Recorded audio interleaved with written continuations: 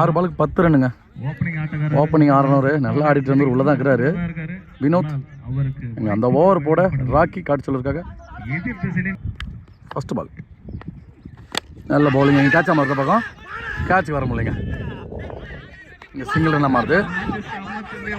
பாலுக்கு 9 ஸ்ட்ரைக்கில் சென்பா நல்ல பவுலிங்க. சூப்பராக போட்டுருந்தாரு. அங்கே அடிச்சிருந்தா கிட்ட வந்துருக்கும் உள்ளே போயிட்டாங்க. Dot ball.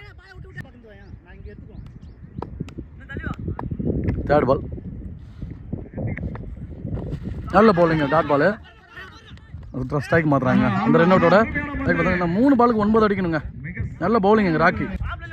3 பாலுக்கு 9 அடிக்கணுங்க. ஸ்ட்ரைக்கில் வினோத் நல்ல ஷாட்டுங்க. கவர்ஸில் கேட்சாக மாறும் பார்க்கலாம். கேட்ச் போலுங்க. இன்னும் பால் எடுக்கல. 2 ரன்னு கண்டிப்பாக. 2 பாலுக்கு 7 அடிக்கணுங்க.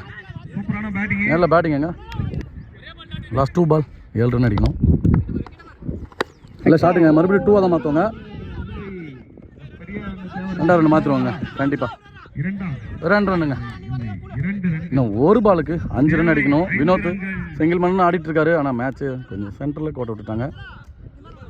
1 பாலுக்கு 5 ரன் அடிக்கணுங்க. 1 பந்துக்கு 5 ரன்னு. நல்ல ஷாட்டுங்க. கேட்ச் பிடிப்பார பார்க்கலாம். சூப்பராக தடுத்துட்டாங்க.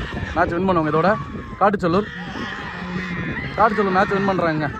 வின் பண்ணி செமிஃபைனலுக்கு முன்னேறாங்க. வினோத்துக்கு நல்ல பேட்டிங் இருந்தாலும் ஹார்ட் லக் தாங்க. அவங்களுக்கு சிங்கிள் மேனாக அடிச்சாங்க 40 ரன். இருந்தாலும் யாருமே சப்போர்ட் பண்ணி கொடுக்கல அந்த டீமில்.